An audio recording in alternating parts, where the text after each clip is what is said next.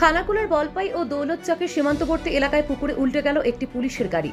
স্থানীয় সূত্রে জানা গেছে, আনুমানিক দুপুর 2:30টা নাগাদ একটি পুলিশের গাড়ি খানাকুলের দিক থেকে মুচিঘাটার দিকে যাচ্ছিল।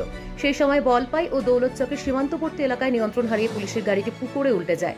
গাড়িতে থাকা কয়েকজন পুলিশকর্মী আহত হন। তাদেরকে উদ্ধার করে নতিবপুর গ্রামীণ হাসপাতালে পাঠানো হয়। ঘটনাস্থলে পৌঁছায় খানাকুল থানার পুলিশ। গাড়িটিকে উদ্ধার করার জন্য পুলিশ ও স্থানীয় মানুষজন চেষ্টা চালাচ্ছেন।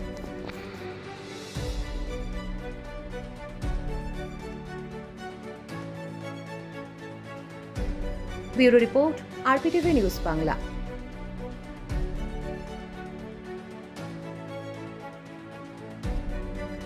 RPTV news Bangla.